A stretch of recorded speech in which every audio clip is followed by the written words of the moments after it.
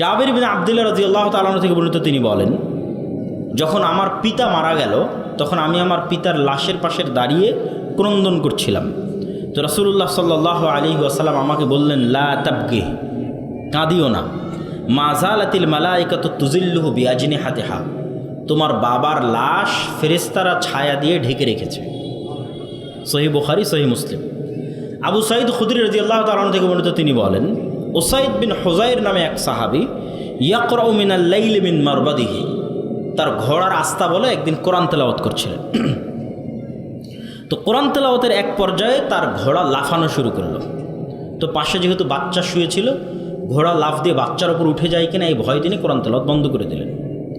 তারপরে আবার কিছুক্ষণ পর তিনি কোরআন তেলাওয়াত শুরু করলেন, এবং আবার যখন কোরআন তেলাওয়াত শুরু করলেন তখন আবার একই দৃশ্য দেখলেন। পাশাপাশি তিনি এটাও বলছেন, ফাইদা মিসলু দুল্লাহ ফিহা আমসালুস সুরুজ, তিনি ছায়া সদৃশ আলোকজ্বলিত কিছু দেখতে পাচ্ছিলেন তার মাথার উপরে। তো তিনবার এরকম করার পর তিনি স্থায়ীভাবে কোরআন তেলাওয়াত বন্ধ করে দিলেন, এবং পরের দিন সকালে রাসূল সাল্লাল্লাহু আলাইহি ওয়াসাল্লামের কাছে গিয়ে এই ঘটনা শোনালেন। আল্লাহর নবী বললেন, তিলকাল মালাইকা দানাতলি সৌতিক, তোমার কোরআন তেলাওয়াতের কারণে ফেরেশতারা একত্রিত হয়ে গেছিল। তুমি যদি কোরআন তেলাওয়াত করতেই থাকতে তাহলে সকালবেলা পর্যন্ত তুমি ফেরেশতাদের দেখতে পেতে। আব্দুল্লাহ বিন আব্বাস রাদিয়াল্লাহু তাআলা আনহু থেকে বর্ণিত, তিনি বলেন, আন্নান নবী সাল্লাল্লাহু আলাইহি ওয়াসাল্লাম ক্বালা ইয়াউমা বাদরিন, আল্লাহর নবী বদরের যুদ্ধের দিন বলছেন, হাদা জিবরিল আখিযুম বিরাসি ফারাসিহি আলাইহি আদাতুল হারব, এই যে জিবরাইল যুদ্ধ করতেছে, এই যে জিবরাইল তোমাদের সামনে বদরের যুদ্ধ করতেছে। আর এক হাদিসে রাসূল সাল্লাল্লাহু আলাইহি ওয়াসাল্লাম বলেন, এটা আব্দুল্লাহ বিন আব্বাস থেকে, বাইনামা রাজুলুম মিনাল মুসলিমিনা ইয়াউমাইযিন ইয়াশতাদ্দু ফি আসারি রাজুলিম মিনাল মুশরিকিনা আমামা, বদরের দিন একজন মুসলমান এক মুশরিককে হত্যা করার জন্য, হামলা করার জন্য পিছন থেকে ধাওয়া করতেছে। তো ধাওয়া করতে গিয়ে সে একটা অদৃশ্য আওয়াজ পেল, আকদিম ইয়া হাইজুম, এগিয়ে চলো হে হাইজুম। এই আওয়াজ পাওয়ার পর সে দেখে যে তার সামনে যে মুশরিকটাকে সে মারার জন্য যাচ্ছিল সে উল্টে পড়ে আছে, এবং তার আঘাতের স্থান থেকে, ক্ষত স্থান থেকে রক্ত বের হচ্ছে। এই ঘটনা গিয়ে রাসূল সাল্লাল্লাহু আলাইহি ওয়াসাল্লামকে সাহাবী বলল যে, আল্লাহর নবী, আমি তো ওই ব্যক্তিকে হামলা করিনি, তার আগে সে উল্টে পড়ে আহত অবস্থায় আছে এবং ক্ষত স্থান থেকে রক্ত বের হচ্ছে। তো রাসূলুল্লাহ সাল্লাল্লাহু আলাইহি ওয়াসাল্লাম বললেন, সাদাক্তা, তুমি সত্য বলেছো, যালিকা মিন মাদাদিস সামাইস সালিসা, এটা ছিল তৃতীয় আসমান থেকে আসা ফেরেশতার আক্রমণ। আল্লাহু আকবার। সাদ বিন আবি ওয়াক্কাস রাদিয়াল্লাহু তাআলা আনহু বলছেন, উহুদের দিন আন ইয়ামিনি ওয়া আন ইয়াসারি, আমার ডানে এবং আমার বামে, রজুলাইনে আলাইহিমা সায়াবু বায়াজিন, দুইজন সাদা ধবধবে কাপড় পরিহিত ব্যক্তি যুদ্ধ করছিল উহুদের দিন। সাদ বিন আবি ওয়াক্কাস বলছেন,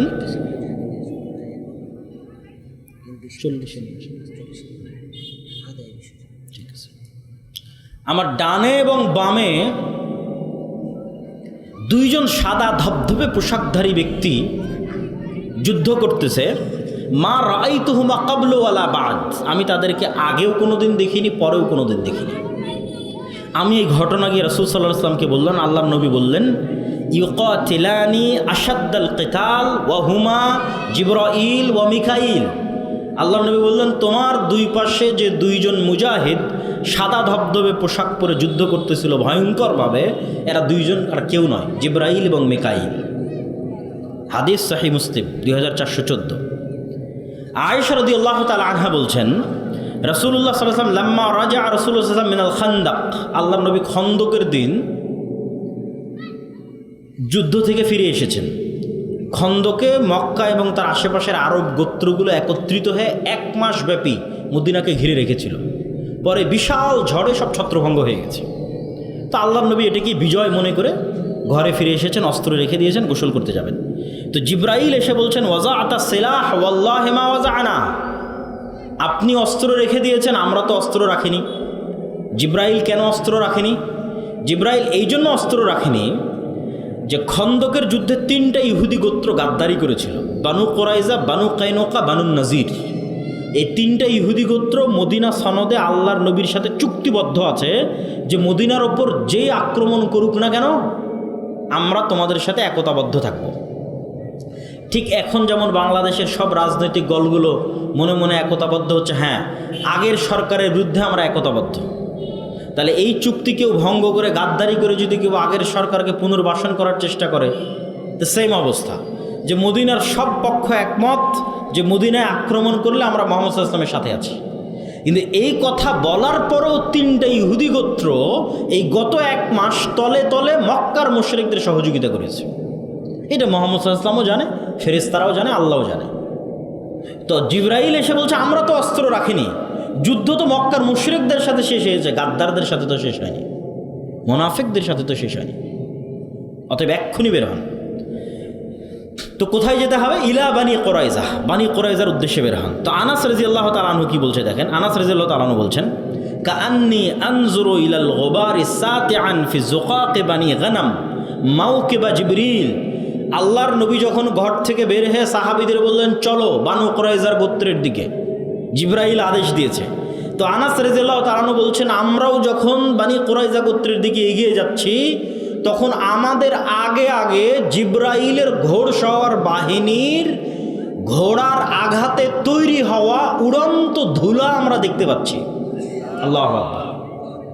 মোটর সাইকেল গেলে যেমন ধুলা তৈরি হয়, তখন আমরা এখান থেকে 700-600 জন একত্রে রওনা দিচ্ছি বানু কুরাইজার দিকে, তো আমাদের আগে আগে ধুলা উঠতেছে, তো আমরা তো যাইনি, তো কিসের ধুলা? তো আনাস রাদিয়াল্লাহু তাআলা আনহু বলছেন যে ইহুদিদের অলিগলিতে জিবরাইলের বাহিনীর উড়ন্ত ধুলা আমরা চোখে দেখতে পাচ্ছি। সহিহ বুখারী 4117।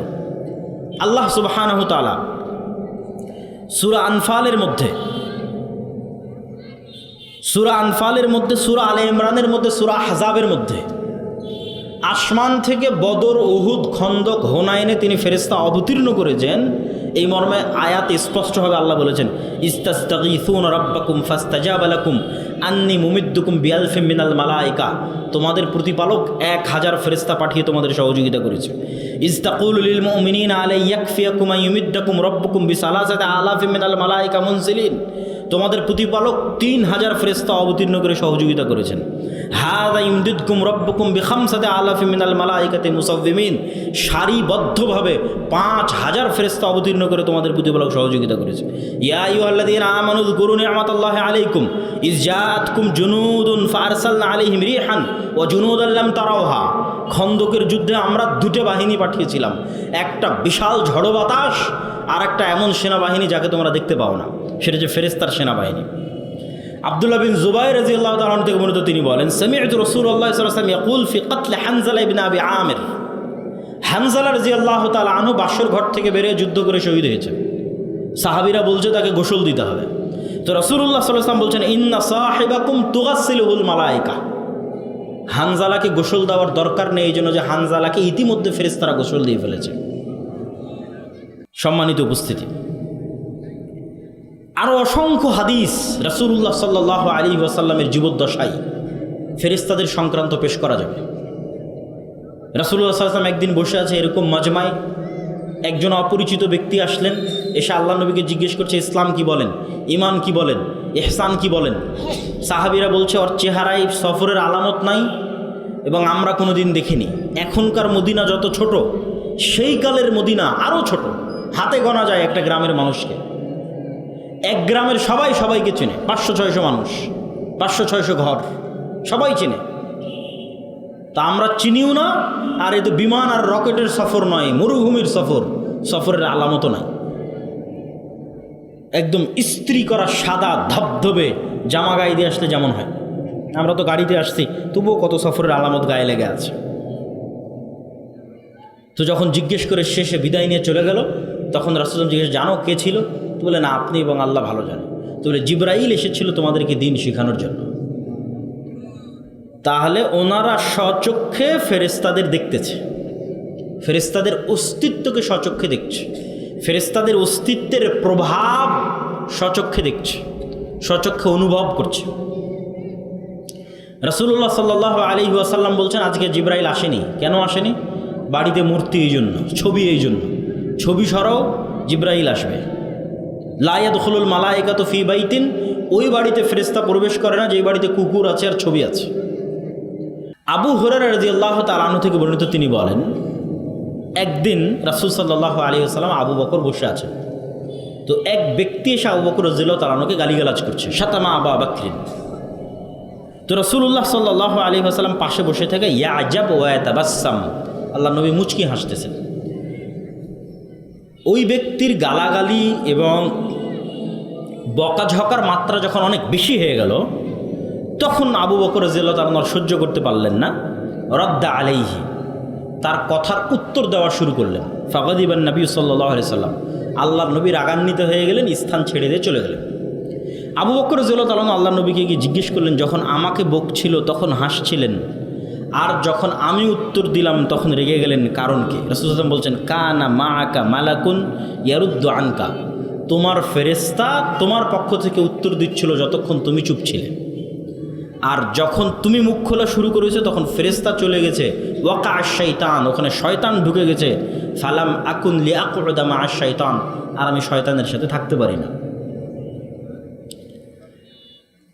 আন জাবির রাদিয়াল্লাহু তাআলা আনহু আন্নাহু ক্বাল, জাবির রাদিয়াল্লাহু তাআলা থেকে বর্ণিত তিনি বলেন, রাসূলুল্লাহ সাল্লাল্লাহু আলাইহি সাল্লাম বলেছেন, সাদ বিন মুআজ, বিখ্যাত আনসারী সাহাবী, আউস খাজরাজ গোত্রের প্রধান, তার মৃত্যুতে ইহতাজ্জা লাহু আরশুর রহমান, আল্লাহর রহমানের আরশ কেঁপে উঠেছিল। ওয়া ফুতিহাত লাহু আবওয়াবুস সামা, আসমানের দরজাগুলো খুলে দেওয়া হয়েছিল। ওয়া শাহিদাহু সাবউনা আলফাম মিনাল মালাইকা, আর তার জানাজায় ৭০,০০০ ফেরেশতা অংশগ্রহণ করেছিল। হাদিস সহিহ বুখারী, সহিহ মুসলিম। আয়েশা রাদিয়াল্লাহু তাআলা থেকে বর্ণিত তিনি বলেন, ক্বালাত ইন্নামা কানাত জানাজাতু সাদ ইবনে মুআয সাকিলাতান আলাল কওম, সাদ ইবনে মুআযের জানাজা খুব ভারী মনে হচ্ছিল মানুষের কাছে। তো যখন রাসূলুল্লাহ সাল্লাল্লাহু আলাইহি সাল্লামের কাছে এই কথা পৌঁছলো, তিনি বললেন, ইন্নাল মালাইকাতা কানাত তাহমিলু, এই জানাজার সাথে এত বেশি পরিমাণে ফেরেশতা আছে যে ফেরেশতার আধিক্যের কারণে ভারী হয়ে এসেছে। জাবির বিন আব্দুল্লাহ রাদিয়াল্লাহু তাআলা থেকে বর্ণিত তিনি বলেন, যখন আমার পিতা মারা গেল তখন আমি আমার পিতার লাশের পাশে দাঁড়িয়ে ক্রন্দন করছিলাম। তো রাসূলুল্লাহ সাল্লাল্লাহু আলাইহি ওয়াসাল্লাম আমাকে বললেন, লা তাবকি, কাঁদিও না, মা যালাতিল মালাইকাতু তুজিল্লুহু বিআজনিহাতিহা, তোমার বাবার লাশ ফেরেশতারা ছায়া দিয়ে ঢেকে রেখেছে। সহিহ বুখারী, সহিহ মুসলিম। আবু সাঈদ খুদরী রাদিয়াল্লাহু তাআলা থেকে বর্ণিত তিনি বলেন, উসাইদ বিন হুযাইর নামে এক সাহাবী ইয়াকরাউ মিনাল লাইলি মিন মারবাদিহি, তার ঘোড়ার আস্তা বলে একদিন কোরআন তেলাওয়াত করছিলেন। তো কোরআন তেলাওয়াতের এক পর্যায়ে তার ঘোড়া লাফানো শুরু করলো। তো পাশে যেহেতু বাচ্চা শুয়েছিল, ঘোড়া লাফ দিয়ে বাচ্চার ওপর উঠে যায় কিনা এই ভয় তিনি কোরআন তেলাওয়াত বন্ধ করে দিলেন। তারপরে আবার কিছুক্ষণ পর তিনি কোরআন তেলাওয়াত শুরু করলেন, এবং আবার যখন কোরআন তেলাওয়াত শুরু করলেন তখন আবার একই দৃশ্য দেখলেন। পাশাপাশি তিনি এটাও বলছেন, ফাইদা মিসলু দুল্লাহ ফিহা আমসালুস সুরুজ, তিনি ছায়া সদৃশ আলোকজ্বলিত কিছু দেখতে পাচ্ছিলেন তার মাথার উপরে। তো তিনবার এরকম করার পর তিনি স্থায়ীভাবে কোরআন তেলাওয়াত বন্ধ করে দিলেন, এবং পরের দিন সকালে রাসূল সাল্লাল্লাহু আলাইহি ওয়াসাল্লামের কাছে গিয়ে এই ঘটনা শোনালেন। আল্লাহর নবী বললেন, তিলকাল মালাইকা দানাতলি সৌতিক, তোমার কোরআন তেলাওয়াতের কারণে ফেরেশতারা একত্রিত হয়ে গেছিল। তুমি যদি কোরআন তেলাওয়াত করতেই থাকতে তাহলে সকালবেলা পর্যন্ত তুমি ফেরেশতাদের দেখতে পেতে। আব্দুল্লাহ বিন আব্বাস রাদিয়াল্লাহু তাআলা থেকে বর্ণিত তিনি বলেন, আন্নান নবী সাল্লাল্লাহু আলাইহি ওয়াসাল্লাম ক্বালা ইয়াউমা বাদরিন, আল্লাহর নবী বদরের যুদ্ধের দিন বলছেন, হাদা জিবরিল আখিযুম বিরাসি ফারাসিহি আলাইহি আদাতুল হারব, এই যে জিব্রাইল যুদ্ধ করতেছে, এই যে জিব্রাইল তোমাদের সামনে বদরের যুদ্ধ করতেছে। আর এক হাদিসে রাসূল সাল্লাল্লাহু আলাইহি ওয়াসাল্লাম বলেন, এটা আব্দুল্লাহ বিন আব্বাস থেকে, বাইনামা রাজুলুম মিনাল মুসলিমিনা ইয়াউমাইযিন ইয়াশতাদ্দু ফি আসারি রাজুলিম মিনাল মুশরিকিনা আমামা, বদরের দিন একজন মুসলমান এক মুশরিককে হত্যা করার জন্য, হামলা করার জন্য পিছন থেকে ধাওয়া করতেছে। তো ধাওয়া করতে গিয়ে সে একটা অদৃশ্য আওয়াজ পেল, আকদিম ইয়া হাইজুম, এগিয়ে চলো হে হাইজুম। এই আওয়াজ পাওয়ার পর সে দেখে যে তার সামনে যে মুশরিকটাকে সে মারার জন্য যাচ্ছিল সে উল্টে পড়ে আছে, এবং তার আঘাতের স্থান থেকে, ক্ষত স্থান থেকে রক্ত বের হচ্ছে। এই ঘটনা গিয়ে রাসূল সাল্লাল্লাহু আলাইহি ওয়াসাল্লামকে সাহাবী বলল যে, আল্লাহর নবী, আমি তো ওই ব্যক্তিকে হামলা করিনি, তার আগে সে উল্টে পড়ে আহত অবস্থায় আছে এবং ক্ষত স্থান থেকে রক্ত বের হচ্ছে। তো রাসূলুল্লাহ সাল্লাল্লাহু আলাইহি ওয়াসাল্লাম বললেন, সাদাক্তা, তুমি সত্য বলেছো, যালিকা মিন মাদাদিস সামাইস সালিসা, এটা ছিল তৃতীয় আসমান থেকে আসা ফেরেশতার আক্রমণ। আল্লাহু আকবার। সাদ বিন আবি ওয়াক্কাস রাদিয়াল্লাহু তাআলা আনহু বলছেন, উহুদের দিন আন ইয়ামিনি ও আন ইয়াসারি, আমার ডানে এবং আমার বামে, রজুলাইনে আলাইহিমা সায়াব ও বায়াজিন, দুইজন সাদা ধবধবে কাপড় পরিহিত ব্যক্তি যুদ্ধ করছিল উহুদের দিন। সাদ বিন আবি ওয়াক্কাস বলছেন,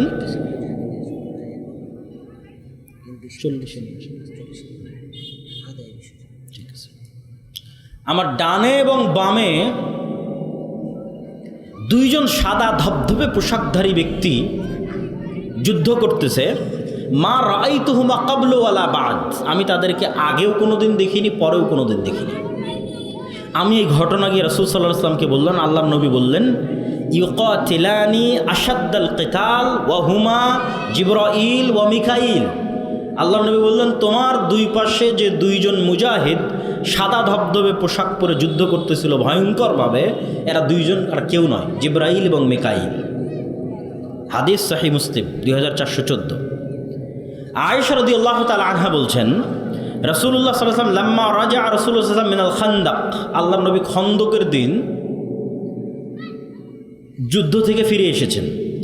খন্দকে মক্কা এবং তার আশেপাশের আরব গোত্রগুলো একত্রিত হয়ে 1 মাস ব্যাপী মদিনাকে ঘিরে রেখেছিল।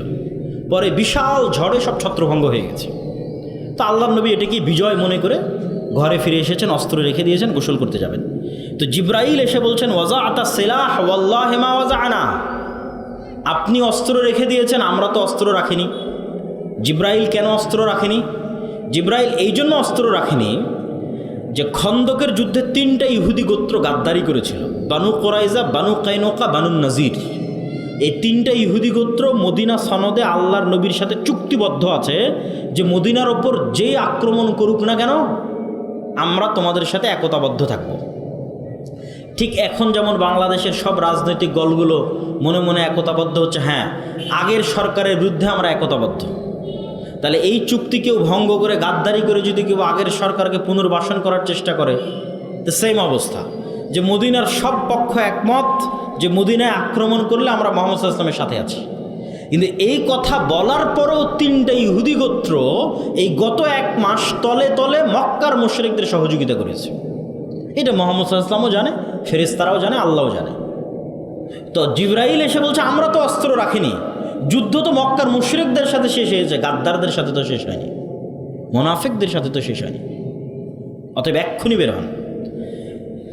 তো কোথায় যেতে হবে? ইলা বানি কুরাইজা, বানি কুরাইজার উদ্দেশ্যে বের হন। তো আনাস রাদিয়াল্লাহু তাআলা আনহু কি বলছে দেখেন, আনাস রাদিয়াল্লাহু তাআলা আনহু বলছেন, কাআন্নী আনজুরু ইলাল গুবারি সাতিআন ফি যুকাক বানি গনাম মাওকিবা জিবরিল। আল্লাহর নবী যখন ঘর থেকে বের হয়ে সাহাবীদের বললেন, চলো বানু কুরাইজার গোত্রের দিকে, জিবরাইল আদেশ দিয়েছে।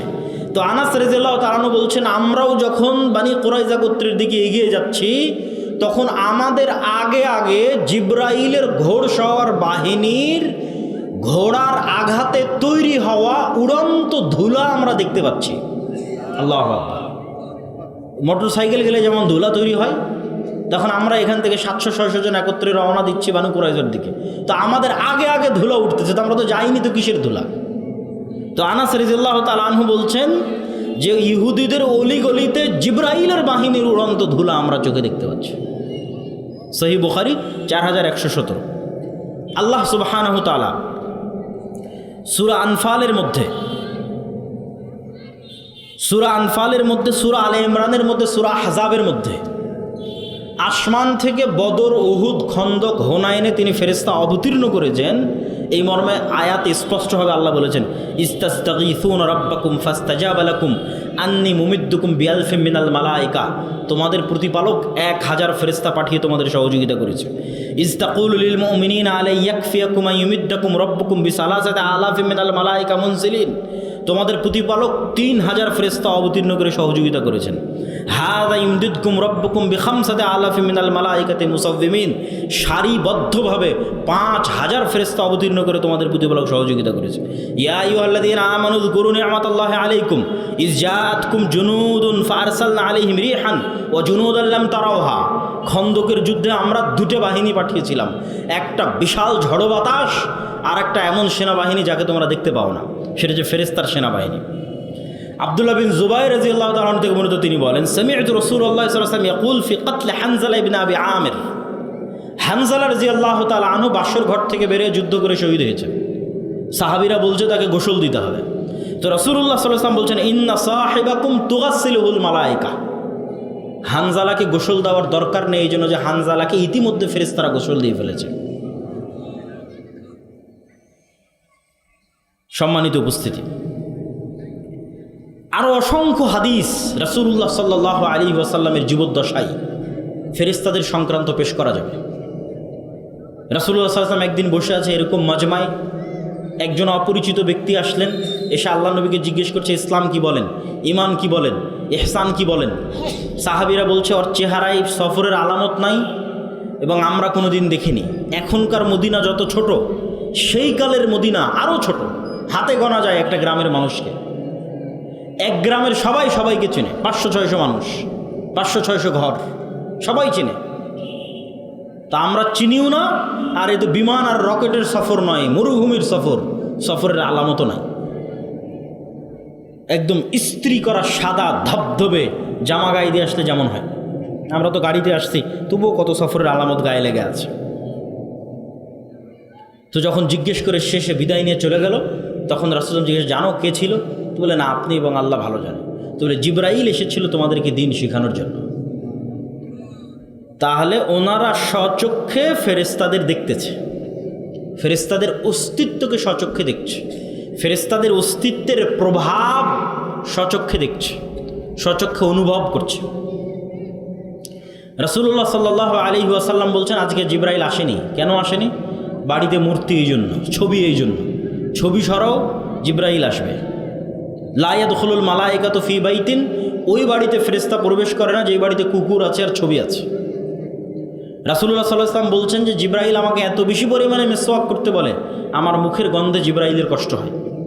আমার এবং আপনার কাছে মনে হয় কোনো গন্ধ নাই, কিন্তু ওই যে কুকুরের ঘ্রাণ শক্তি বললাম সূক্ষ্ম, তা আমার এবং আপনার কাছে মনে হচ্ছে কোনো গন্ধ নাই, কিন্তু এই মানবিক গন্ধই ফেরেশতাদের কষ্ট দেয়।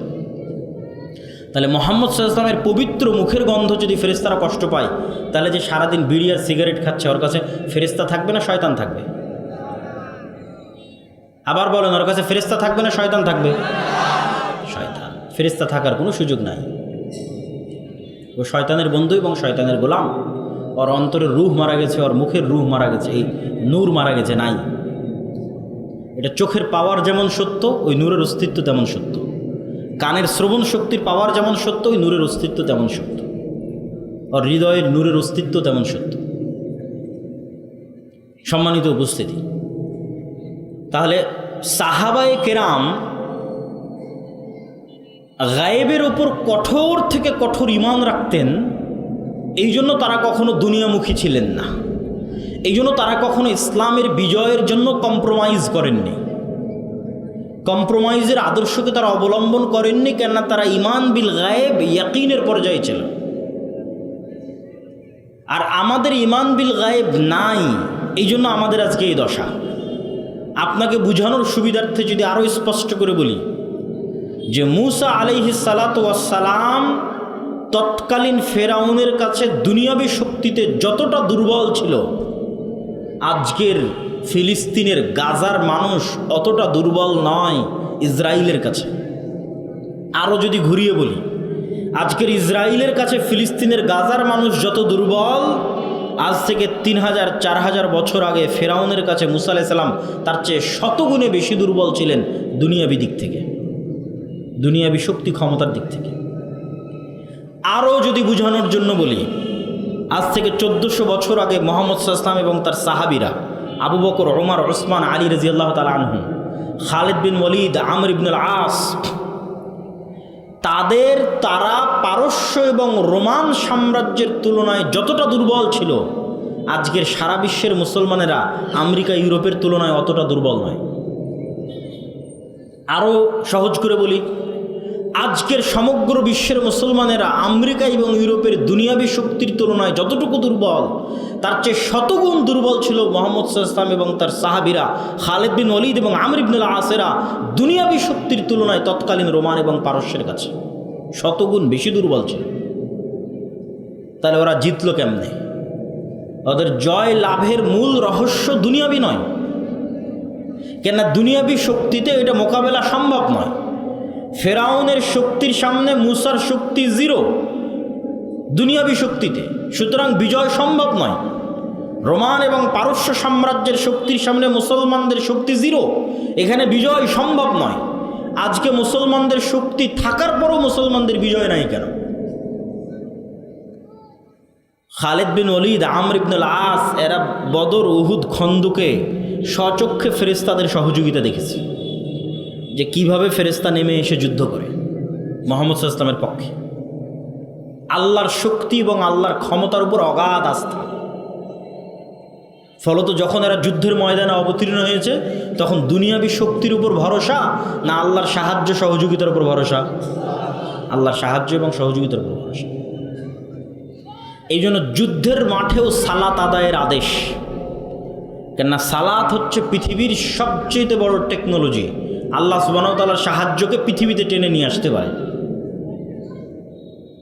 বুঝার জন্য টেকনোলজি বলতেছে, যাতে বুঝার সুবিধার্থে হয়, আপনার ভাষা যাতে আপনার কাছে বুঝার সুবিধার্থে হয়, যে আল্লাহর সাহায্য পৃথিবীতে টেনে নিয়ে আসবে। এর সবচেয়ে শক্তিশালী টেকনোলজি হচ্ছে সালাত।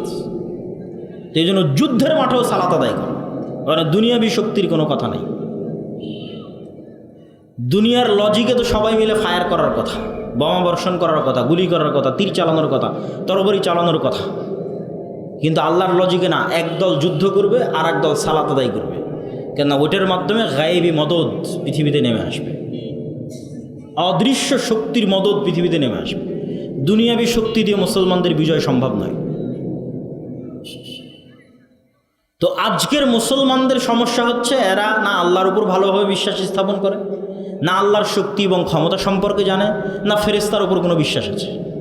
আপনি নিজে চিন্তা করেন যে আজকে সাহাবীদের যে ঘটনাগুলো তুলে ধরলাম, এইটাতে কি মনে হয় যে সাহাবীরা ফেরেশতাকে কেমন বিশ্বাস করতেন, আর আমি এবং আপনি ফেরেশতাকে কেমন বিশ্বাস করি যে না ফেরেশতা আছে? শুধু তো মুখে বলেছে আমানতু বিল্লাহি ওয়া মালাইকাতিহি, ঈমান আনছে আল্লাহর উপর, ঈমান আনছে ফেরেশতার উপর। কেউ ঈমান কিসের ঈমান? যদি আল্লাহ এবং আল্লাহর শক্তি, আল্লাহর ক্ষমতা, আল্লাহর সাহায্য, গায়েবী মদদ, ফেরেশতার অস্তিত্ব, নূরের অস্তিত্ব, এগুলোর উপর যদি মুসলমানদের বিশ্বাসই থাকতো, তাহলে মন্দির পাহারা দিয়ে ভোট নেওয়া লাগতো না। যখন এগুলোর উপর বিশ্বাস নাই, তখন দুনিয়াবী লজিকে বিজয় অর্জন করতে হবে। দুনিয়াবী লজিকে মুসলমানদের বিজয় হবে না, মুসলমানদের বিজয় গায়েবী মদদেই হবে। মুসা আলাইহিস সালাতু ওয়াস সালামকে আল্লাহ সুবহানাহু ওয়া তাআলা শিখিয়েছেন যে তুমি যা দেখো, দুনিয়ার মানুষ যা দেখে তা বাস্তব নয়, কেন এগুলো আল্লাহর নূরের পর্দা দিয়ে ঢাকা আছে। এর আড়ালে সকল কার্যকরণের সূত্রের মালিক আল্লাহ সুবহানাহু ওয়া তাআলা, মুসাব্বিবুল আসবাব, একচ্ছত্র সকল কার্যকরণের সূত্রের মালিক তিনি। সব কিছুকে সেকেন্ডে পরিবর্তন করে দিতে পারেন। তো তুমি যেই লাঠি দিয়ে গত 30-40 বছর, মুসা আলাইহিস সালামের বয়স যদি 40 বছর হয়, তাহলে যেই লাঠি দিয়ে তুমি গত 30 বছর যাবৎ গাছের পাতা পেড়েছো, যেই লাঠি দিয়ে তুমি নদীর এবং খাল অতিক্রম করে গেছো লাফ দিয়ে পার হয়ে, তোমার এতদিন থেকে যে লাঠিটা তোমার সাথে আছে, ওই লাঠিকে আমি সাপ বানিয়ে দিচ্ছি, যাও। বাহির থেকে নিয়ে আসা কোনো লাঠি নয়, যেটা উনি গত 15-20 বছর থেকে নিজের সাথে বহন করছে, সেই লাঠি। আল্লাহ বাহির থেকে একটা লাঠি দিলে দিয়ে বলে যে দেখো এটা লাঠি, এটাকে আমি সাপ বানিয়ে দিয়েছি না। তুমি যে লাঠি 15-20 বছর থেকে বহন করছো, ওই লাঠিকে সাপ বানিয়ে দিলে। তুমি একদিন থেকে জানো যে এটা লাঠি, যাতে তুমি ভালোভাবে শিখো যে ফেরাউনের যা দুনিয়াবী শক্তি আছে এগুলো সমান জিরো। যেটা ইসলামের একটা কালেমা আছে, লা হাওলা ওয়ালা কুওয়াতা ইল্লা বিল্লাহ। নেই কোনো শক্তি, নেই কোনো ক্ষমতা, আল্লাহর শক্তি, আল্লাহর ক্ষমতা ছাড়া। তাহলে কি সারমর্ম দাঁড়ালো? আমেরিকার শক্তি এবং ক্ষমতা সমান কি? জিরো। এই বিশ্বাস যেই দিন অর্জন করতে পারবেন ইয়াকিনের লেভেলে, সেই দিন আপনার ইমান সাহাবীদের ইমানের কাছাকাছি হবে। ইসরায়েলের দুনিয়াবী ক্ষমতা এবং দুনিয়াবী শক্তি সমান যখন আপনি মানসিকভাবে মেন্টালি ফিল করতে পারবেন খুব ভালোভাবে যে না এই শক্তি, এই ক্ষমতা সমান হচ্ছে জিরো, লা হাওলা ওয়ালা কুওয়াতা ইল্লা বিল্লাহ, পৃথিবীতে শক্তি এবং ক্ষমতা যদি একমাত্র থাকে সেটা কার? আল্লাহ সুবহানাহু ওয়া তাআলার। ইমানের মাত্রা যেদিন এই লেভেলে পৌঁছে যাবে, ইমানের মাত্রা অনুযায়ী হেল্প আসবে। ইমানের মাত্রা আরও লেভেলে পৌঁছলে আবার ফেরেশতা নেমে আসবে। বাধা তো নাই ফেরেশতা নামতে, ফেরেশতা নামতে বাধা নাই, তার প্রমাণ কোথায়? রাসূলুল্লাহ সাল্লাল্লাহু আলাইহি ওয়াসাল্লাম বলছেন, দাজ্জাল পৃথিবীর সব শহরে যাবে। মক্কা মদিনায় যখন ঢোকার চেষ্টা করবে, তখন মক্কা মদিনার প্রত্যেকটা প্রবেশ পথে ফেরেশতা উন্মুক্ত তরবারি হাতে দাঁড়িয়ে থাকবে। ঈসা আলাইহিস সালাতু ওয়াস সালাম ফেরেশতার ঘাড়ে হাত দিয়ে দুনিয়াতে নেমে আসবে। তো মানুষ তো দেখবে ফেরেশতাকে, ফেরেশতার ঘাড়ে হাত দিয়ে নেমে আসে। তো ফেরেশতা নেমে আসতে কোনো বাধা নাই, কিন্তু ওই লেভেলের ইমানই নাই তো আসবে কোত্থেকে? ওই লেভেলের ইয়াকিন নাই, তাহলে আসবে কোথায় থেকে? সম্মানিত উপস্থিতি, মুসলমানদেরকে আল্লাহ সুবহানাহু ওয়া তাআলা পৃথিবীর সবচেয়ে শক্তিশালী টেকনোলজি এটা মুসলমানদের দিয়েছে, সেটা যে সাউন্ড টেকনোলজি। এটাও বুঝার সুবিধার্থে বলতেছে, যাতে ধারণ করতে পারেন আমার কথাটাকে যে আমি কি বলতেছি। আল্লাহ সুবহানাহু ওয়া তাআলা পৃথিবীকে সৃষ্টি করেছেন আওয়াজ দিয়ে, কুন ফায়াকুন, হও হয়ে যাও। আল্লাহর আওয়াজ যথেষ্ট। আল্লাহ সুবহানাহু ওয়া তাআলা পৃথিবীকে ধ্বংস করবেন আওয়াজ দিয়ে। ইসরাফিল যখন বাঁশিতে ফুঁ দিবে আওয়াজ তৈরি হবে, ওই আওয়াজ আকাশ বুঝতে পারবে, ওই আওয়াজ সূর্য বুঝতে পারবে, ওই আওয়াজ চন্দ্র বুঝতে পারবে। এগুলো আওয়াজ রিসিভ করা মাত্র চূর্ণ বিচূর্ণ হয়ে যাবে, কেন ওইভাবে সেট আপ করা আছে, ওইভাবে ইনস্টল করা আছে। আমার গায়ের এই জামারও আওয়াজ বুঝার সক্ষমতা আছে, এই মাইকেরও আওয়াজ বুঝার সক্ষমতা আছে, কিন্তু কোন আওয়াজ বুঝে আমি জানি না। আল্লাহ সুবহানাহু ওয়া তাআলা সাউন্ড টেকনোলজির কিছু জ্ঞান সুলাইমান আলাইহিস সালাতু ওয়াস সালামকে দিয়েছিলেন। পিঁপড়াও কিছু বলে আমি বুঝি না, গরুও কিছু বলে আমি বুঝি না, সুলাইমান আলাইহিস সালাম বুঝতেন। পাখিও কিছু বলে আমি বুঝি না। তাহলে পৃথিবীর প্রত্যেকটা বস্তু আওয়াজ রিসিভ করে এবং আওয়াজ ছাড়ে। ইউসাব্বিহু লিল্লাহি মা ফিস সামাওয়াতি ওয়া মা ফিল আরজ। আল্লাহর তাসবিহ পাঠ করে, মান নয়। আরবি যারা জানে তারা খুব ভালোভাবে জানে ইউসাব্বিহু লিল্লাহি মা ফিস সামাওয়াতি ওয়া মা ফিল আরজ, মানে শুধু যাদের জ্ঞান আছে, যারা কথা বলতে পারে, দুনিয়ার মানুষের লজিক এরা নয়, প্রত্যেকটা জড়বস্তু আল্লাহর তাসবিহ পাঠ করে। তো জড়বস্তু যে আল্লাহর তাসবিহ পাঠ করে, আমি যে শুনতে পাই না, আমার শোনার সীমাবদ্ধতা, কিন্তু প্রত্যেকটা বস্তু আওয়াজ বের করে এবং আওয়াজ রিসিভ করে। এই কাগজের আওয়াজ আছে, আওয়াজ বের করে এবং আওয়াজ রিসিভ করে। আপনার কাছে এটা এখন কঠিন মনে হলে আমি একটু সহজ করে দিই, বুঝার সুবিধার্থে সহজ করে দিই। এই কাগজটা আগে কি ছিল? কি ছিল বলেন? আঁশ কি ছিল? হ্যাঁ, কোনো একটা গাছের ছাল বাকলা অথবা তুলা, আমাদের কাপড় তুলা ছিল, ওটা কোথায় ছিল? গাছে ছিল, তাই না? এবার গাছ যখন দেখবেন তখন আপনার ব্রেনে কাজ করবে যে গাছের জীবন আছে, এটা তো বোঝা যায়। গাছের জীবন আছে এটা বোঝা যায় না? ও বড় হয় কিভাবে, ধান দেয় কিভাবে, আম দেয় কিভাবে, ফল দেয় কিভাবে? তো যে আম ধান ফল দিতে পারে, ও কথাও বলতে পারে। আজকে ওর কথা বোঝার ক্ষমতা আমার নাই, তাই তাহলে এটা আলাদা কোনো অস্তিত্বশীল নয়। সব জিনিস আপনি দেখেন ঘুরে ফিরে কোনো না কোনো একটার সাথে কানেক্টেড, আল্লাহর প্রকৃত অস্তিত্বের সাথে কানেক্টেড। যে চেয়ারের উপর আমি বসে আছি, এটা কাঠ ছিল, গাছের সাথে সম্পৃক্ত। এইভাবে এগুলো, এই যে প্রত্যেকটা মেটাল যেগুলোতে তৈরি হয়েছে, এগুলো কোনো খনিজ পদার্থ থেকে আনা হয়েছে। কোনো এক খনিজ, যে খনি আছে, সেখান থেকে সে পদার্থ বের করে এটা তৈরি করা হয়েছে। ওখানে যখন ছিল তখন আপনি ঠিকই বুঝবেন যে না, আমার তো জীবন আছে, আস্তে আস্তে বাড়তেছে, আস্তে আস্তে বড় হচ্ছে। এখন ওখান থেকে বের করে আপনি ক্যামেরা বানিয়েছেন, তাই এখন কথা বলতে পারে না, শুনতে পারে না, এটা ভুয়া কথা। ইরানের রাজধানীতে এবং কাতারে হামাসের এবং ইরানের যে বিজ্ঞানীদের হত্যা করা হয়েছে, এর বেশিরভাগগুলোকে মোবাইল বিস্ফোরণে হত্যা করা হয়েছে। এই জন্য আফগানিস্তানের সরকার মাঝখানে সম্পূর্ণ নেটওয়ার্ক এবং ইন্টারনেট বন্ধ করে দিয়েছিল ভয়ে। আমি এখানে বসে থাকবো, এই মোবাইল ওয়েভ রিসিভ করতে পারে, ওয়েভ রিসিভ করে দেখেই তো কথা বুঝতে পারি আমি, মানে কথাটা তো ওয়েভের মাধ্যমে আসতেছে, আমি মেসেজ দিচ্ছি ওয়েভের মাধ্যমে যাচ্ছে। তো যখন কোনো এক লেভেলের ওয়েভ ছাড়বে, যেই লেভেলের ওয়েভ ছাড়লে এটা এখানেই বিস্ফোরণ হয়ে যাবে। এই টেকনোলজি ইসরায়েল অর্জন করেছে। তো ঠিক যেমন এই মোবাইল আজকের আধুনিক প্রযুক্তিতে ওয়েভ রিসিভ করতে পারে, আল্লাহ সুবহানাহু তাআলার মাধ্যমে এই মোবাইল আওয়াজও রিসিভ করতে পারে। সাউন্ড টেকনোলজি, আওয়াজ, এটা পৃথিবীর সবচেয়ে শক্তিশালী। এটা বিজ্ঞানীদের পক্ষে আবিষ্কার করাও সম্ভব নয়, ভবিষ্যতেও কোনোদিন সেভাবে তারা আবিষ্কার করতে পারবে না। এইটা আল্লাহ মুসলমানদের দিয়েছে। সেটা কি? সেটা হচ্ছে কোরআন। কোরআন কার সাউন্ড, কার আওয়াজ? এটা আল্লাহর আওয়াজ, সাউন্ড। কোরআন যেটা আমরা তেলাওয়াত করতেছি এটা স্বয়ং আল্লাহর আওয়াজ, স্বয়ং আল্লাহ সুবহানাহু ওয়া তাআলার সাউন্ড। এই জন্য রাসূল সাল্লাল্লাহু আলাইহি ওয়াসাল্লাম বলতেছে যে কিয়ামতের পূর্ব মুহূর্তে আল্লাহু আকবার ধ্বনিতে প্রাচীর পড়ে যাবে, শহর বিজয় হবে আল্লাহু আকবার ধ্বনিতে। জিকির এই জন্য খুব পাওয়ারফুল। জাকারিয়া আলাইহিস সালাতু ওয়াস সালাম যখন আল্লাহ সুবহানাহু ওয়া তাআলার কাছে চাইলেন সন্তান, বার্ধক্য বয়স, তা আল্লাহ সন্তানের ওয়াদা দিলেন, তিনি বুঝতে পারছেন না কেমনে সন্তান হবে। তখন আল্লাহ বলছেন তুমি সকাল সন্ধ্যে জিকির করো।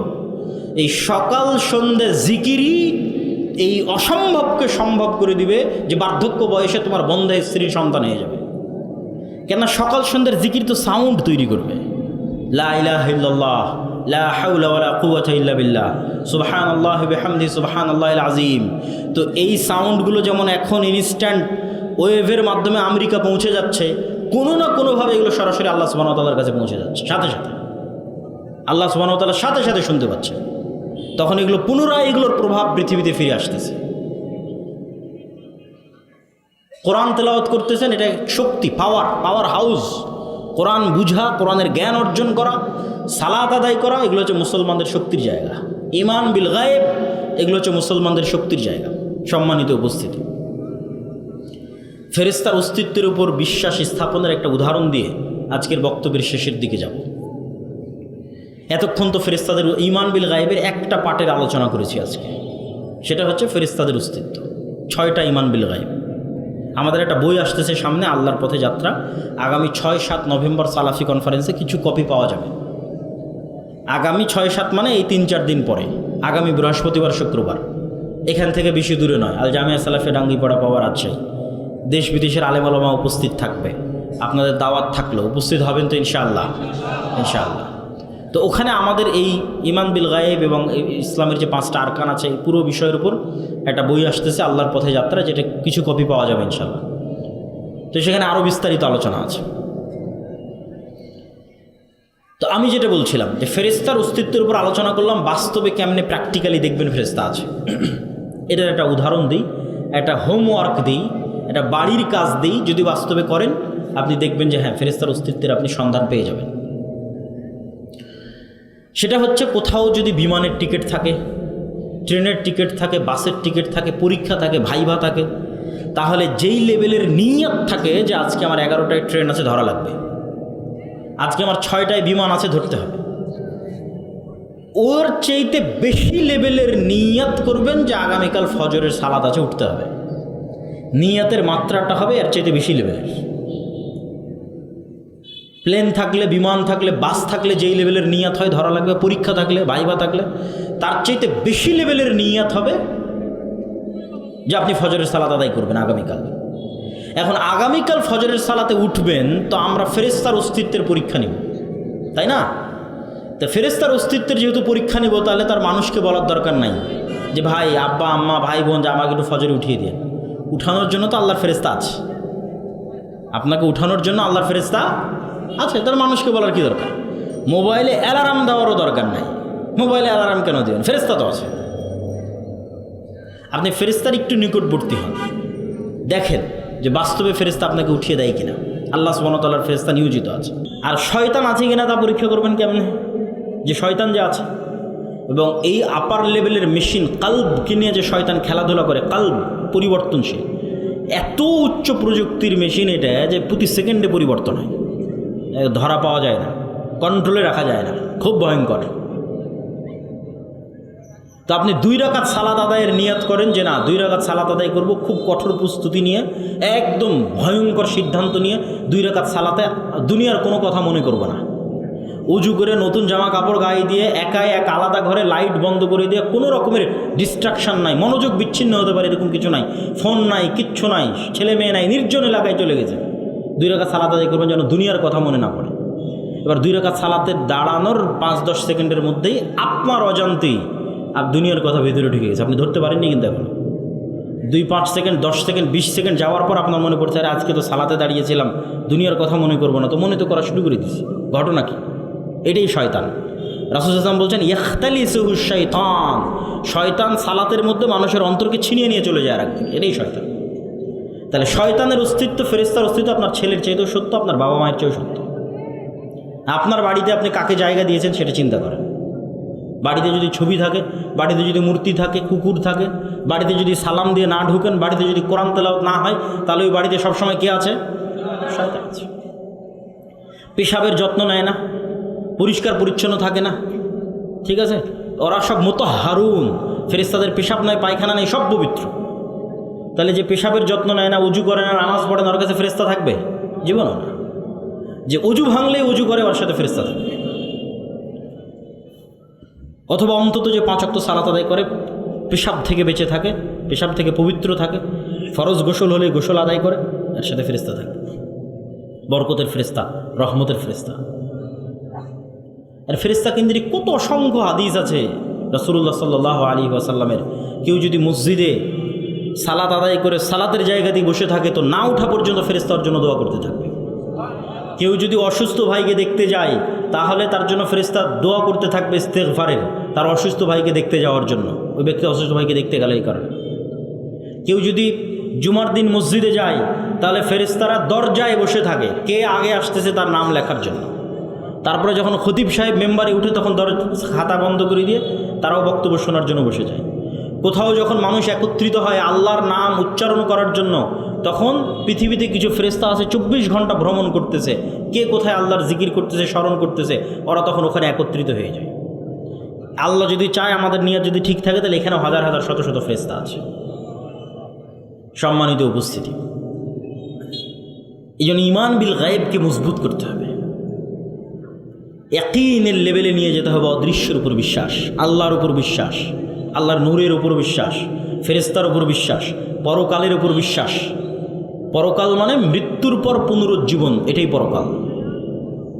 মৃত্যুর পর পুনরায় জীবিত করা, এটাই পরকাল। আর মৃত্যুর পর পুনরায় জীবিত করা, এটা আল্লাহর কাছে এত সহজ, এত সহজ, এত সহজ যে আল্লাহ দুনিয়াতেই দুইজন মানুষকে মৃতকে জীবিত করার ক্ষমতা দিয়ে দুনিয়ার মানুষকে দেখাবেন, দেখো মৃতকে জীবিত করা কত সহজ। আর তুমি বিশ্বাস করছো যে আমি মৃতকে জীবিত করতে পারবো না? তার একজন চলে গেছে, ঈসা আলাইহিস সালাতু ওয়াস সালাম। এইভাবে এক খাবল কাদা নিয়ে এইভাবে ফু দিতেন, বিইজনিল্লাহ, বিসমিল্লাহ, ওই এক খাবল কাদা থেকে পাখি হয়ে আকাশে উড়ে চলে যেত। মৃত মানুষের গায়ে হাত দিয়ে বলতেন বিইজনিল্লাহ, বিসমিল্লাহ, জীবিত হয়ে যাও, জীবিত হয়ে যেত। আর আরেকজন এখনও আসেনি, বাকি আছে, সেটা হচ্ছে দাজ্জাল। দাজ্জালকে আল্লাহ ক্ষমতা দিবে। এইভাবে দাজ্জাল দেখাবে যে আমি আল্লাহ, বিশ্বাস করছো না? আমি রব, বিশ্বাস করছো না? তোমার দাদা কই? বলে আমার দাদা আজ থেকে 15-20 বছর আগে মারা গেছে। ঠিক আছে, তোমার দাদাকে নিয়ে আসতেছি। কবরস্থান থেকে মানুষের দাদা উঠে আসবে। তোমার আব্বা কই? বলে আমার আব্বা আছে 2 বছর আগে মারা গেছে। ঠিক আছে, তোমার আব্বা আসতেছে। কবরস্থান থেকে আমার আব্বা উঠে, তোমার আম্মা কই? তোমার আম্মা 10 বছর আগে। তোমার আম্মা কবরস্থান। তোমার দাদি কই? আরে দাদা, দাদি, বাবা, মা সব কবরস্থান থেকে উঠে এসেছে, জ্যান্ত জীবন তোর সামনে কথা বলতেছে। এই ফিতনা হচ্ছে দাজ্জালের ফিতনা। তাহলে দুনিয়াতে মানুষই মানুষকে জীবিত করবে আল্লাহর অনুমতিতে, ডাল ভাতের মতো। এটা আপনার কাছে আশ্চর্য মনে হচ্ছে? ঠিক আজ থেকে 100 বছর আগে যদি মহাদেবপুরে কেউ বক্তব্য দিয়ে গেছে, যদি দিয়ে গিয়ে থাকে, এরকম 500-1000 মানুষ যদি বসে থাকে, আর যদি বলে থাকে যে এখানে কথা বললে সরাসরি আমেরিকায় শোনা যাবে, তো এরকমই হেসেছে, এই কিরে আমি এখন কথা বলবো আমেরিকায় শোনা যাবে, পাগল নাকি? আর এখন আপনারা দেখতেছেন যে আপনি কথা বলছেন, ইংল্যান্ড আমেরিকায় শোনা যাচ্ছে, ওই যে মোবাইল। এই রকম এটা একদম পানির মতো সহজ হয়ে যাবে। আজ থেকে 100 বছর আগে যেমন এখানে কথা বলবো আমেরিকায় লাইভ দেখা যাবে, আমেরিকায় চলবে, এখানে লাইভ দেখা যাবে, এটা যেমন অসম্ভব ছিল, আজকে যেমন একদম ইজি সহজ হয়ে গেছে, এই রকম সহজ হয়ে যাবে দাজ্জালের জন্য মৃতকে জীবিত করা, এবং সত্য এবং বাস্তব। আর এরকম সহজ আল্লাহ করে দিয়েছিলেন ঈসা আলাইহিস সালামের জন্য মৃতকে জীবিত করা, সহজ এবং বাস্তব, যাতে মানুষের ঈমান ইয়াকিন হয় যে আমরা মরলে আল্লাহ আমাদের কি করতে পারবে? বলেন তো, কি করতে পারবে? জীবিত করতে পারবে। সম্মানিত উপস্থিতি, আর দাওয়া ইলাল্লাহর পক্ষ থেকে আজকের এই আয়োজন। দাওয়া ইলাল্লাহ মানে কি জানেন কি না আল্লাহই ভালো জানে। দাওয়া ইলাল্লাহর সবচেয়ে বড় কাজ হচ্ছে দেশব্যাপী মক্তব প্রতিষ্ঠা করা, মসজিদ ভিত্তিক দাওয়াতি কাজ করা। সেই মক্তব প্রতিষ্ঠা করতে গিয়ে আমরা ইতিমধ্যে ট্রেনিং সহ প্রায় 600 মক্তব পরিচালিত হচ্ছে, বলেন আলহামদুলিল্লাহ। যে 600 মক্তব জামিয়া সালাফে ডাঙ্গিপাড়া পাওয়া রাজশাহীতে 600 মক্তবের ইমামেরা গেছে, ট্রেনিং নিয়েছে, মক্তবের শিক্ষার্থীদের বই দেওয়া হয়েছে, তাদের যাতায়াত খরচ দেওয়া হয়েছে, থাকা খাওয়ার খরচ বহন করা হয়েছে, প্রশিক্ষণের খরচ বহন করা হয়েছে। এই মক্তবগুলোর মধ্যে এখন প্রতিযোগিতা চলতেছে দেশব্যাপী, জাতীয় মক্তব প্রতিযোগিতা, যেটা বাংলাদেশের টিভি চ্যানেলে রমজান মাসে প্রচারিত হবে। মোটামুটি 50 লক্ষ টাকার মতো খরচ হবে। এটা বাংলাদেশের ইতিহাসে মক্তব কেন্দ্রিক প্রথম কোনো জাতীয় প্রতিযোগিতা। এই দাওয়া ইলাল্লাহর পক্ষ থেকে আজকের এই প্রোগ্রাম আয়োজন হয়েছে। তো এই প্রোগ্রাম আয়োজনের ক্ষেত্রে আপনাদের স্বতঃস্ফূর্ত সহযোগিতা, হয়তো স্বেচ্ছাসেবক ভাইয়েরা আপনাদের মধ্যে যাবে, আমি যাওয়ার জন্য দত্ত আহ্বান জানাচ্ছি। আমি আপনাদের স্বতঃস্ফূর্ত সহযোগিতা কামনা করি। কেন? যেমন পৃথিবীতে প্রত্যেকটা কাজের পাল্টা প্রতিক্রিয়া থাকে, এই প্রত্যেকটা কাজের প্রতিক্রিয়া আপনি কিয়ামতের মাঠে পাবেন। পৃথিবীতে কোনো কিছু হারায় না। বিজ্ঞানীরাও বলতেছে পৃথিবী থেকে কোনো কিছু ধ্বংস হয় না, শুধু পরিবর্তন হয়। ওই কাঠ জ্বালালেন ওটা ছাই হয়, হারিয়ে যাবে না, কোনো না কোনোভাবে থাকবে। তো আপনি এখানে 1 টাকা দান করবেন, এটা হারিয়ে যাবে না, এটার প্রভাব কিয়ামতের মাঠে দেখা যাবে। আর কিয়ামতের মাঠে টাকার যখন খুব দরকার পড়বে তখন টাকা নাই। যেমন দুনিয়াতে কেস, কোর্ট কাছারি, মামলা মোকদ্দমা অনেক টাকা খরচ হয়ে যায়। তো দুনিয়ার আদালতেও তো কেস লাগবে, মানুষ যে কেস দিবে, মামলা দিবে যে আল্লাহ আমার এত টাকা মারে খেয়েছে, অমুক করেছে তমুক করেছে, তো টাকা লাগবে জরিমানা দেওয়ার জন্য, পরিশোধ করার জন্য। কখন কার নামে গীবত করেছেন পরিশোধ তো করতে হবে। যদি টাকা না থাকে তাহলে ওর গুনাহের ভাগ নিয়ে পরিশোধ হতে হবে।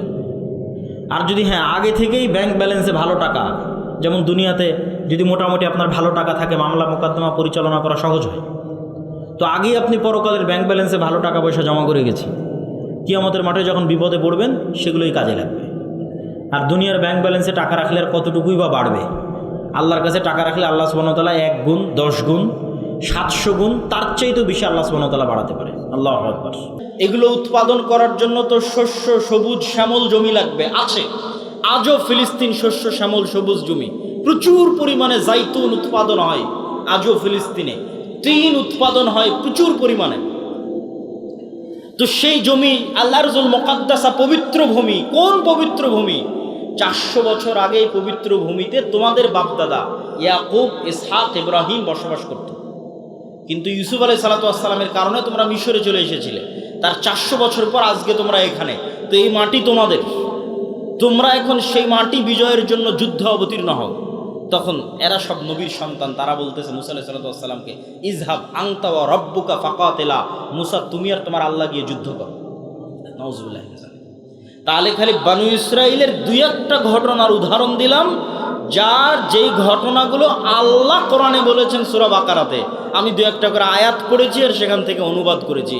তাহলে এবার বলেন তো, নবীদের সন্তানেরা 400 বছরে এতটা সংকীর্ণ মনা, এতটা ন্যারো মাইন্ডেড, এতটা আত্মমর্যাদাহীন, এতটা আত্মসম্মানহীন, এতটা গোলামের স্বভাবে কিভাবে তাদের চরিত্র পরিবর্তন হয়ে গেল?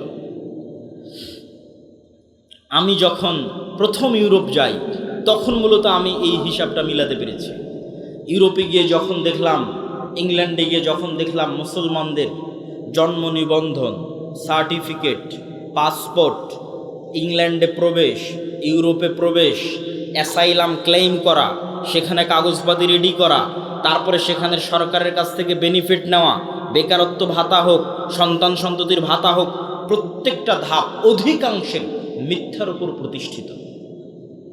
মুসলমানদের ভারত, পাকিস্তান, বাংলাদেশ থেকে যে মুসলমানেরা গেছে তারা ইংল্যান্ডে, আর আফ্রিকা থেকে যে মুসলমানেরা গেছে স্পেন, ফ্রান্স এবং ইতালিতে, তাদের মিথ্যা, তাদের ধোঁকা, তাদের চুরি, তাদের দুর্নীতি ভারত পাকিস্তানের মুসলমানদের চাইতে আরো খারাপ, আরো নিম্ন স্তরের।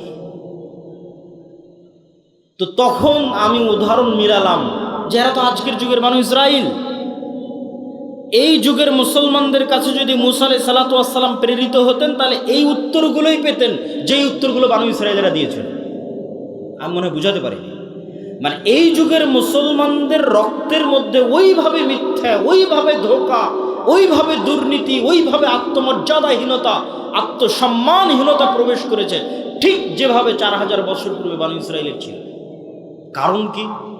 কারণ হচ্ছে ইউসুফ আলাইহিস সালাতু ওয়াস সালামের মৃত্যুর পর হাকসুস বংশের যখন পতন হয় এবং ফারাও বংশের যখন উত্থান হয়, তো আগের সরকারের সাথে যাদের জোট থাকে, শত্রুতা করতে করতে জোটের সঙ্গী তাদের উপর শত্রুতা চলে। তো ফারাওদের যখন উত্থান হয় তখন আগের হাকসুস বংশের জোট, ইউসুফ আলাইহিস সালাতু ওয়াস সালাম মন্ত্রী ছিলেন, ইউসুফ আলাইহিস সালামের ভাইরাও হয়তো বড় বড় মন্ত্রী পরিষদের সদস্য ছিলেন। তখন ফারাওরা যেমন হাকসুসদের উপর জুলুম চালায়, ঠিক তেমন বানু ইসরাঈলদের উপর জুলুম চালায়। জুলুম আরো বাড়ে কেন? যে কোনো পাদ্রী, যে কোনো ধর্মীয় জ্ঞান জ্যোতিষী সব বলে, ফারাও তোমাদের ক্ষমতা ধ্বংস যদি হয় এই বানু ইসরাঈলদের হাতে ধ্বংস হয়ে যাবে। তখন আরো ভয়, আরো আতঙ্ক, আরো অত্যাচার। তো দীর্ঘ 300 বছরের জুলম, অত্যাচার এবং গোলামির জীবন, গোলামি করতে করতে চরিত্র নষ্ট হয়ে গেছে। গোলামি করতে করতে কিভাবে চরিত্র নষ্ট হয় তার উদাহরণ কি? এখানে 2 জন গোলামের মধ্যে যদি আমি একটা রুটি নিক্ষেপ করি, তাহলে তারা 2 গোলাম রুটি নিয়ে কাড়াকাড়ি করবে। একটা রুটি পাওয়ার জন্য মিথ্যা বলবে, একটা রুটি পাওয়ার জন্য ধোকা দিবে, একটা রুটি পাওয়ার জন্য মারামারি লেগে যাবে। এটা জন্মগত স্বভাব তৈরি হবে গোলামদের মধ্যে। ঠিক মুসলমানদের একই অবস্থা হয়েছে 190 বছর ব্রিটিশদের গোলামি করার কারণে। আফ্রিকানদের মুসলমানদের একই অবস্থা হয়েছে 200-250 বছর স্পেন, ফ্রান্স, ইতালির ঔপনিবেশিক কলোনিয়াল শাসনের অধীনে গোলামি করার কারণে। গোলামি করতে করতে রক্তের মধ্যে মিথ্যা, ধোঁকা, দুর্নীতি প্রবেশ করেছে। সম্মানিত উপস্থিতি, তাহলে ওই যুগের বানু ইসরাঈল আর এই যুগের মুসলমানদের সাথে মিলে গেলে একটা কথা সামারি সারমর্ম হিসেবে বের হয়ে আসে যে নবীর সন্তানদের চরিত্র ধ্বংস হয়েছে গোলামির কারণে, উম্মতে মুহাম্মাদির চরিত্র ধ্বংস হয়েছে গোলামির কারণে। আর এর বিপরীত কি ঘটেছে?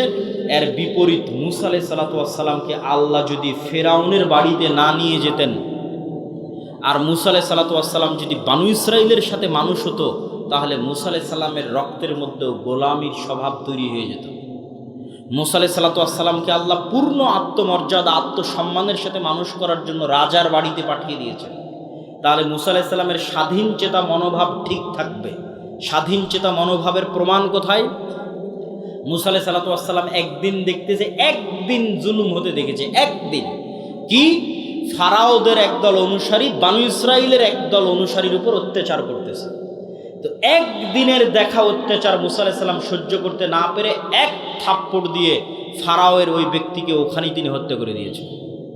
কেন? তার মধ্যে স্বাধীন চেতা, আত্মমর্যাদা, আত্মসম্মান ছিল। যদি বানু ইসরাঈলদের সাথে বড় হতেন তাহলে এটাকে উনি জুলুমি মনে করতেন না। এটা তো আমার ভাগ্যে, তাকদিরে, আমরা এইভাবেই বড় হয়েছি, এভাবেই গোলামি দেখেছি, কে বাধা দিতে যাবে? বাধা দিতে গেলে বিপদে পড়ব। কিন্তু যখন উনি নেতা, তখন জুলুমের বিরুদ্ধে আওয়াজ উঠিয়েছেন, মিথ্যার বিরুদ্ধে, অত্যাচারের বিরুদ্ধে আওয়াজ উঠিয়েছেন। সম্মানিত উপস্থিতি, এই পুরো আলোচনার সারমর্ম আল্লামা ইকবালের একটি কবিতা।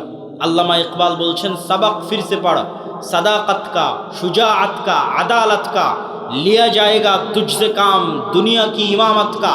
মুসলমানেরা, তোমাদের মধ্যে আনুষ্ঠানিকতা, ইসলামের সব আনুষ্ঠানিকতা আছে।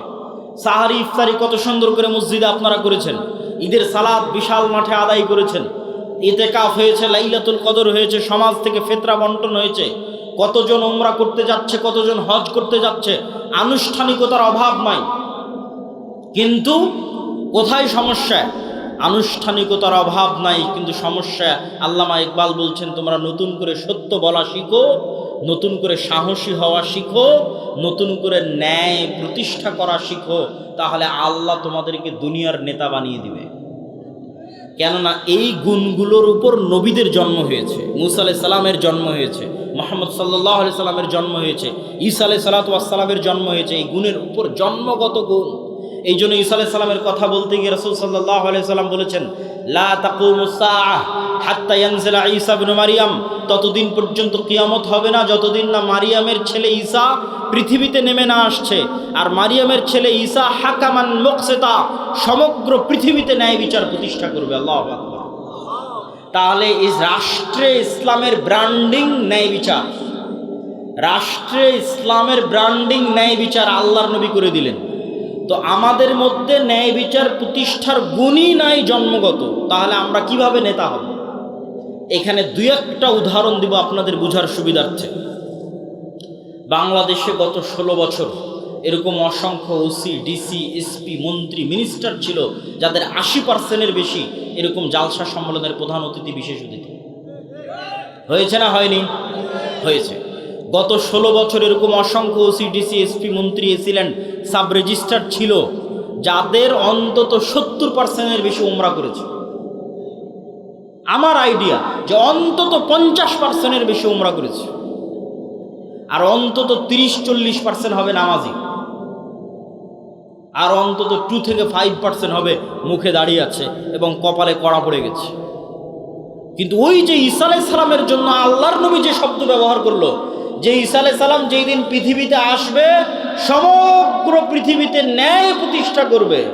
তো এই যে মুসলমানেরা নামাজি, হাজি, ওমরাকারী, দানবীর, জালসার প্রধান অতিথি, বিশেষ অতিথি, এরা নিজ নিজ দায়িত্বের জায়গায় কত পার্সেন্ট ন্যায় প্রতিষ্ঠাকারী এবং সত্যবাদী ছিল? কত পার্সেন্ট নিজ নিজ দায়িত্বের জায়গায় সত্য প্রতিষ্ঠাকারী, ন্যায় প্রতিষ্ঠাকারী ছিল? এটাই হচ্ছে গোলামের স্বভাব। আমাদের মধ্যে আনুষ্ঠানিকতা আছে, কিন্তু আমরা যে নেতা হব সেই নেতৃত্বের যোগ্যতা আমাদের মধ্যে বিকাশ ঘটেনি, যেটা আল্লামা ইকবাল বুঝতে পেরেছিলেন। আর একটা উদাহরণ দেই, আপনাদের এখানেও এমন মানুষ বসে আছে, অত্র অঞ্চলে আছে, অত্র গ্রামে আছে, যে হয়তো হাজি, ওমরাকারী, নামাজি, কিন্তু তার বোনকে তার পিতার সম্পত্তিতে ন্যায়ের সাথে ভাগ দেয়নি। ন্যায়ের সাথে ভাগ দেওয়া মানে একদল আছে ভাগ থেকেই বঞ্চিত করেছে, আর একদল আছে ভাগ দিয়েছে ন্যায়ের সাথে দেয়নি। যেটা বেশি দামি রাস্তার পাশে ফরওয়ার্ড জমি সেটা নিজে নিয়েছে, যেটা কম দামি, কম আবাদ হয়, পানিতে ডুবে থাকে, সেটা বোনকে দিয়েছে। তাহলে যে ব্যক্তি তার পরিবারে ন্যায় প্রতিষ্ঠা করতে পারলো না, আল্লাহ কিভাবে তাকে রাষ্ট্রে ন্যায় প্রতিষ্ঠার যোগ্য মনে করবে? আমাকে উত্তর দেন।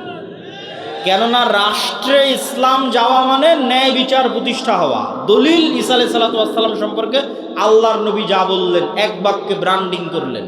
তাহলে রাষ্ট্রে ইসলাম মানে ন্যায় বিচার। তো মুসলমান লিল্লাহে তাকবীরদের রাষ্ট্রে ইসলাম নিয়ে যাবে, তো সেই মুসলমান তো তার পরিবারে ন্যায় প্রতিষ্ঠা করতে পারেনি, তাহলে আল্লাহ কিভাবে ওই মুসলমানকে রাষ্ট্রে ন্যায় প্রতিষ্ঠার যোগ্য মনে করবেন? অসম্ভব। বরং ওই মুসলমানকে যদি রাষ্ট্রের দায়িত্ব দেওয়া হয়, গত 16 বছর যা দুর্নীতি হয়েছে, ওই বেটা তার চেয়ে বেশি দুর্নীতি করবে। কেননা সে যদি তার বোনের সাথে দুর্নীতি করতে পারে, 16 কোটি মানুষের সাথে করতে পারে না? সম্মানিত উপস্থিতি, ঠিক আপনাদের অঞ্চলে আর একটা বড় অন্যায়, মানুষের সাথে অন্যায় প্রচলিত আছে, সেটা যে ডিমান্ডের ভিত্তিতে, যৌতুকের ভিত্তিতে বিবাহ। নামাজি, হাজি, ওমরাকারী, মাদ্রাসা মসজিদ কমিটির মেম্বার, কিন্তু ছেলেকে বিবাহ দেওয়ার ক্ষেত্রে ডিমান্ড এবং যৌতুকের অভাব নাই। তাহলে সে ওই মেয়ে এবং মেয়ের পরিবারের উপর ন্যায় প্রতিষ্ঠা করতে পারেনি। তো যে তার বৌমা এবং বৌমায়ের পরিবারের উপর ন্যায় প্রতিষ্ঠা করতে পারেনি, তাকে আল্লাহ রাষ্ট্রে ন্যায় প্রতিষ্ঠার যোগ্য মনে করবে? অসম্ভব, ইম্পসিবল। এটা গেল সাধারণ জনগণের কথা। আর প্রথমে গেল যারা রাষ্ট্রের বিভিন্ন দায়িত্বে আছে তাদের কথা। এবার আসেন আলেম ওলামাদের কথা। মসজিদ, মাদ্রাসা, ইসলামী দল, ইসলামী সংগঠন, সব জায়গায় ইসলামের বাহ্যিক আনুষ্ঠানিকতা বিরাজমান আছে। দাড়ি, টুপি, সালাত, সিয়াম, হজ, যাকাত সব কিছু আছে। কিন্তু আপনি আশ্চর্য হবেন যে ন্যায় কতটুকু আছে সেটা যদি খুঁজতে যান, পার্সেন্টেজে মিলবে না।